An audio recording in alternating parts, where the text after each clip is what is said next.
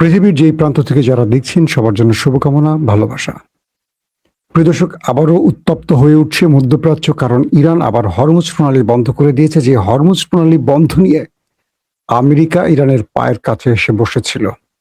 যখন শান্তি চুক্তি হয়ে গেল, যখন সুইজারল্যান্ডে আক্ষরিক অর্থে এই দু দেশের মধ্যে শান্তি চুক্তির অফিসিয়ালি সিগনেচার এবং ঘোষণা আসার কথা, সেই দিন ইসরায়েলের, আমাদের প্রিয় দেশ, আমাদের সবার প্রিয় দেশ ইসরায়েল, বুঝতে পারছেন তো, আমাদের সবার প্রিয় দেশ ইসরায়েল লেবাননে ব্যাপক খেলা শুরু করে দিয়েছে এবং বলা হচ্ছে যে এ পর্যন্ত তারা শতাধিক টার্গেটে আক্রমণ করেছে, ম্যাসিভ আকারে আক্রমণ করেছে। তারপরই পুরো কি বলবো মধ্যপ্রাচ্য আবার কেঁপে উঠেছে এবং ইরান আমেরিকার সাথে আজকে 19 তারিখ শুক্রবার সুইজারল্যান্ডের জেনেভায় যেই অফিসিয়ালি শান্তি চুক্তির সিগনেচারের কথা ছিল সেটি বন্ধ করে দিয়েছে, পসপন করে দিয়েছে।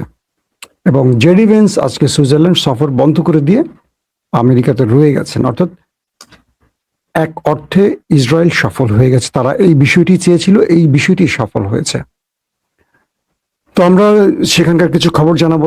লেটেস্ট ডোনাল্ড ট্রাম্প কি বলেছেন সেটা বলবো, ইরানের পক্ষ থেকে কি ঘোষণা আসছে, সবগুলো বিষয় থাকবে আজকের আলোচনায়। শুনতে দেখতে পাচ্ছেন ক্লিয়ার? কোনো প্রবলেম থাকলে একটু কমেন্ট করবেন। আমি দেখতে পাচ্ছি আমার এখানে সব ক্লিয়ার আছে, আপনারা শুনতে পাচ্ছেন, সাউন্ড ওকে আমার কাছে মনে হচ্ছে। ওকে, প্রথম যেই খবরটি দিয়ে আসতে চাই, ইরানের পররাষ্ট্রমন্ত্রী মানে তার যে দফতর, সেখান থেকে যে বক্তব্য এসছে, লেবাননের বিরুদ্ধে ইসরায়েলের সাম্প্রতিক আগ্রাসনের তীব্র নিন্দা জানিয়েছেন এবং দেশটির যুদ্ধবাজ যে ইসরায়েল নামক দেশটি আছে তাদের যে আগ্রাসন বা দখলদারিত্ব তারও সমালোচনা করেছেন। তিনি বলছেন এর পরিণতি খুব খারাপ হবে এবং ওয়াশিংটনের পুরো দায়িত্ব হলো এর জবাবদিহিতা করা। কারণ এই ওয়াশিংটন, তারা ইসরায়েলের দায়িত্ব নিয়েছিল যুদ্ধবিরতি বা শান্তি চুক্তি দেয়, কিন্তু তার মধ্যে আমেরিকার অনুমতি ছাড়া বা অনুমতি নিয়ে গোপনীয় হোক ইসরায়েল আক্রমণ করেছে কি করেনি সেই বিষয়টি স্পষ্ট করতে হবে। শুক্রবার ভোর হওয়ার আগেই ইসরায়েলি যুদ্ধ বিমান দক্ষিণ ও পূর্ব লেবাননের আবাসিক এলাকাতে ব্যাপক বোম্বিং শুরু করে। যুক্তরাষ্ট্র ইরান চুক্তি কার্যকর হওয়া সত্ত্বেও ইসরায়েল লেবাননে হামলা অব্যাহত রাখায় এখন পর্যন্ত প্রায় 150 মানুষ প্রাণ হারিয়েছে। খুবই দুঃখজনক খবর। আজকে আড়াইটা বা 3টা লাইভে আমি বলেছিলাম 18 জন, সেই সংখ্যাটা এখন 50 ছাড়িয়ে যাচ্ছে। লেবাননের ন্যাশনাল নিউজ এজেন্সি জানিয়েছে নাবাতিয়া জেলায় আল শারকিয়া, হারুফ এবং কাফার শির শহরে জনবসতিপূর্ণ বাড়িঘর লক্ষ্য করে ইসরায়েলি বাহিনীগুলো ব্যাপক হামলা করে। লেবাননের রাষ্ট্রীয় গণমাধ্যম অনুসারে গতকাল অর্থাৎ বৃহস্পতিবারের আগের হামলায় কাফার, তিবনিত এবং জেভদিনে যথাক্রমে প্রায় 3 জনের মতো শাহাদত বরণ করে। শুক্রবার এক বিবৃতিতে ইরানের পররাষ্ট্র মন্ত্রণালয়ের মুখপাত্র ইসমাইল বাঘাই বর্তমান পরিস্থিতি যুক্তরাষ্ট্রের সরাসরি দায়বদ্ধতার উপর জোর দিয়েছেন। আমি আল জাজিরার খবরটি আপনাদের বললাম। বাঘাই ইরান ও যুক্তরাষ্ট্রের মধ্যে স্বাক্ষরিত সমঝোতা স্মারকের অর্থাৎ এমওইউ প্রথম দফাটির উপর আলোকপাত করেন, যেখানে বলা হয়েছে যে লেবাননে ইসরায়েলি আগ্রাসনের অবসান এই চুক্তিটির একটি অবিচ্ছেদ্য অংশ। অর্থাৎ এই ইরান এবং আমেরিকার মধ্যে যে চুক্তিটি হয়েছে সেখানে লেবাননে হামলা বন্ধ, ইসরায়েলের আগ্রাসন বন্ধটি একটি লিখিত চুক্তি ছিল এবং এটি প্রধান একটি শর্তের কারণ ছিল, যেটি ইসরায়েল স্বাক্ষরের একদিন যেতে না যেতেই ভঙ্গ করেছে। এই পরিস্থিতিতে আসলে এখন কি করা বলেন? দুই দেশের মধ্যে আবারও যুদ্ধ পরিস্থিতি তৈরি হয়ে গেছে। ইরান তার মিসাইলগুলো আপলোড করে রেখেছে, যে কোনো সময় ইসরায়েল অ্যাটাক করতে পারে ইরান, আর আমেরিকাকে তোয়াক্কা করবে না। পাশাপাশি ইরান ও যুক্তরাষ্ট্রের মধ্যে স্বাক্ষরিত যেই ইসলামাবাদ স্মারকটি অনুসারে, মানে ইসলামাবাদের চেষ্টায় যেই স্মারক অনুসারে দুই দেশের মধ্যে চুক্তিটি হয়েছে, সেই চুক্তির একটি অন্যতম ছিল ইরান তার হরমুজ প্রণালী খুলে দেবে। কিন্তু ইরান হরমুজ প্রণালী খুলে দিয়ে আবারও বন্ধের ঘোষণা করেছে। লাস্ট আইআরজিসির একটি ঘোষণা অনুযায়ী, আইআরজিসির যে রেডিও, সেই রেডিও এবং তাদের যে কয়েকটি গণমাধ্যম, তাসনিম নিউজ সহ কয়েকটি গণমাধ্যমে দেখা গেছে ইরান আবার হরমুজ প্রণালী বন্ধ করে দিয়েছে। যে হরমুজ ইরানের জন্য নিউক্লিয়ার, যেটি দিয়ে মোটামুটি আমেরিকাকে কোণঠাসা করে ফেলেছিল, সেই হরমুজ প্রণালী আবারও ইরান বন্ধ করে দিয়েছে। এটি হলো আজকের সবচেয়ে বড় খবর। এখন আমেরিকার আবারও মাথা খারাপ হয়ে যাবে। আমেরিকা এবার ইসরায়েলের কি বলবো লেংটু ধরে টান দেবে। প্রিয় দর্শক, পাশাপাশি ডোনাল্ড ট্রাম্প সবচেয়ে লেটেস্ট যে খবরটি সেখানে বলছেন এই চুক্তি ইরানের নিঃশর্ত আত্মসমর্পণ।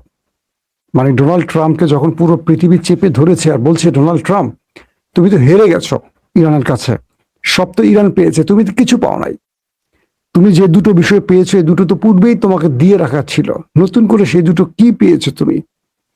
তো ডোনাল্ড ট্রাম্প চারদিকে এই সমালোচনা ঘাড়ে নিতে পারছিলেন না।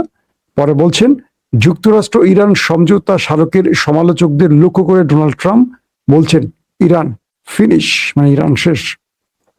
ট্রাম্প বলেছেন এই চুক্তি ইরানের নিঃশর্ত আত্মসমর্পণ। বুঝতে পারছেন নি আপনারা? আসেন পুরো রিপোর্টে আল জাজিরা কি বলছে আমরা একটু দেখি। ইরানের সঙ্গে যুক্তরাষ্ট্র ইসরায়েল যুদ্ধ সমাপ্ত করতে ওয়াশিংটন ও তেহরানের মধ্যে স্বাক্ষরিত সমঝোতা স্মারকের সমালোচকদের তীব্র সমালোচনা করেছেন মার্কিন প্রেসিডেন্ট ডোনাল্ড ট্রাম্প। 28শে ফেব্রুয়ারি যুক্তরাষ্ট্র ও ইসরায়েলের মধ্যে শুরু হওয়া যুদ্ধ শেষ করার চুক্তির পক্ষে ট্রাম্পের সমর্থনের ধারাবাহিকতা শুক্রবার এই বিবৃতিগুলো আসে। এর একদিন আগে মার্কিন ভাইস প্রেসিডেন্ট জেডি ভেন্স সমঝোতা স্মারকে বর্ণিত বেশ কিছু অমীমাংসিত বিষয় নিয়ে আলোচনা শুরু করার জন্য সুইজারল্যান্ডে তার পরিকল্পিত সফর বাতিল করেন। শুক্রবার ট্রুথ সোশ্যাল দুটি পোস্টে ট্রাম্প দাবি করেন যে ক্যামেরা বন্ধ, আমার মূল ক্যামেরাটা অফ করে দেওয়ার কারণে আমি এখন আবার চলে আসছি আপনাদের কাছে। আশা করি আপনারা শুনতে এবং দেখতে পাচ্ছেন। আচ্ছা, আমি যে খবরগুলো দিচ্ছি আসলে খবরের মাঝে ছন্দপতন হয়ে গেলে আমি নিজের চেহারা নিজে চিনতে পারতেছি না। শুনতে পাচ্ছেন আপনারা না? আমি তাহলে শুরু করব। ওকে, আমি যে খবরগুলো আছে আমি একটা একটা করে দিচ্ছি আপনাদের। তো এরপর যে বিষয়টি তৈরি হয়েছে, যুক্তরাষ্ট্র এবং ইসরায়েলের মধ্যে আবার কথা শুরু হয় এবং যখন আমেরিকা হরমুজ আবার বন্ধ করে, ইরান হরমুজ বন্ধ করে দেয়, ভিতরে কূটনৈতিক চ্যানেলে চাপ সৃষ্টি করে, তখন মার্কিন একজন অফিসিয়াল জানিয়েছেন, আল জাজিরা সূত্রে জানা গেছে, লেবানন এবং ইসরায়েলের মধ্যে আবারও তারা যুদ্ধবিরতি ঘোষণা করেছে। অর্থাৎ ইসরায়েল যে লেবাননের মধ্যে শতাধিক জায়গায় অ্যাটাক করেছে, প্রায় অর্ধশত মানুষকে মেরেছে, এরপর তারা বলেছে যে তারা যুদ্ধবিরতিতে সম্মত হয়েছে। অর্থাৎ ইসরায়েলের সাথে তারা এখন লেবাননের সাথে তারা যুদ্ধবিরতি করবে। প্রশ্ন হলো, আমেরিকা এই যে অর্ধশত মানুষকে কেড়ে নিল ইসরায়েল, এটার জন্য কি ইসরায়েলকে জবাবদিহি করবে? অথবা ইসরায়েল চাইলেই কি করে একটা দেশের মধ্যে এইভাবে অ্যাটাক করে মানুষ মারতে পারে? আমার চেহারা একটু বাঁকা আসছে বোধহয়, এটা ক্যামেরার, মোবাইলের ফ্রন্ট ক্যামেরায়। তো গেল এই বিষয়টি। পাশাপাশি বাংলাদেশ ইস্যুতে ইসরায়েল নতুন একটা নাটক শুরু করেছে। আপনারা ইতিমধ্যে হয়তো অনেকে জেনে গেছেন। বাংলাদেশ ও পাকিস্তানে নজর রাখছে আমাদের সবচেয়ে বন্ধু রাষ্ট্র ইসরায়েলের মোসাদ বাহিনী। বুঝছেন, বন্ধু রাষ্ট্র। এখন বন্ধু বলতে হয়, শত্রু বলে সমস্যা। ভারতে নিযুক্ত ইসরায়েলের যিনি রাষ্ট্রদূত, তিনি বলেছেন যে বাংলাদেশে হামাসের কার্যক্রম বিস্তার লাভ করছে। বাংলাদেশে নাকি হামাসের যে কার্যক্রম তার বিস্তার লাভ করছে। শুধু বাংলাদেশ না, এটি পাকিস্তানেও বিস্তার লাভ করছে। পাশাপাশি তারা কাতারের নজর রাখছে। প্রশ্ন হলো, যে দেশকে আমরা স্বীকৃতি দেইনি ওই দেশটির কথা বলছি, ইসরায়েল। আমাদের পাসপোর্টে দেখেছেন, পাকিস্তানের পাসপোর্টেও ইসরায়েলকে স্বীকৃতি দেওয়া হয়নি। সেই রাষ্ট্রটি বলছে তারা বাংলাদেশের প্রতিটি কার্যক্রমে নজরদারি করছেন। আমার প্রশ্ন হলো, ইসরায়েল তো আমাদের দেশে আসতে পারে না, ওই দেশের নাগরিকরা, যেহেতু আমাদের সাথে তাদের কোনো কূটনৈতিক চ্যানেলের যোগাযোগ নেই এবং পাসপোর্টে বৈধতা নেই, আমরাও যেতে পারি না, তারাও আসতে পারে না। তাহলে বাংলাদেশে তারা নজর রাখছে কাদের মাধ্যমে? প্রশ্ন আসতে পারে আমাদের প্রতিবেশী দেশ ভারতের রয়ের মাধ্যমে। কারণ র মোসাদের এশিয়া জোনের সেকেন্ড হেডকোয়ার্টার বলে অনেকেই জানে। আমাদের সরকার এখন পর্যন্ত এই স্টেটমেন্টটি দেয়নি। অর্থাৎ ভারতে বসে ইসরায়েলের রাষ্ট্রদূত বাংলাদেশের বিরুদ্ধে যে অভিযোগগুলো তুলেছেন ভারতীয় গণমাধ্যমে, এ ব্যাপারে এখন পর্যন্ত বাংলাদেশ অফিসিয়ালি কোনো ইসরায়েলের বিরুদ্ধে বক্তব্য দেয়নি। আমার মনে হয় এই বিষয়ে কথা বলা উচিত। আমরা আমাদের বিরুদ্ধে আন্তর্জাতিকভাবে নতুন করে ষড়যন্ত্র বাস্তবায়নে পূর্বে আল কায়েদা, হারকাতুল জেহাদ, তারপর কি মাঝখানে দেখলাম যে কি আমাদের আফগান সন্ত্রাসীদের বাংলাদেশে নাকি কি উত্থান ঘটছে, এরকম কিছু বক্তব্য আসছে। এখন নতুন করে বাংলাদেশে হামাসের কার্যক্রম, আমরা তো হামাসকে সমর্থন করি, বাংলাদেশে অনেকে করে। সমর্থন এক জিনিস, ফিলিস্তিনের পক্ষে কথা বলা এক জিনিস, কিন্তু তাদের কার্যক্রম বাংলাদেশে কিভাবে সম্ভব? এদেশে হামাস কি করছে বা কি করবে? এখানে হামাসের কার্যক্রমের কারণ কি হতে পারে? এই অভিযোগগুলো তৈরি করা মানে কি বিএনপি সরকারকে বা বর্তমান সরকারকে চাপে ফেলা, এটা আমরা বুঝতে পারছি। তাই সরকারকে দ্রুত এই ব্যাপারে পদক্ষেপ নেওয়া জরুরি।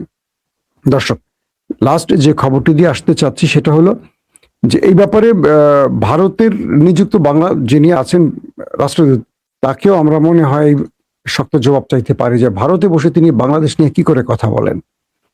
দর্শক, আজকে আরেকটা ইম্পর্টেন্ট খবর হলো যে ইরান এবং কি বলে আমেরিকার মধ্যে যেই যুদ্ধবিরতি বা শান্তি চুক্তির কার্যক্রমটা চলছিল, তার মধ্যে ইসরায়েলের আক্রমণগুলোতে আমেরিকার মধ্যে, মধ্যপ্রাচ্যের মধ্যে এবং পুরো আন্তর্জাতিকভাবে বিভিন্ন দেশ ইতিমধ্যে খেপে গেছে।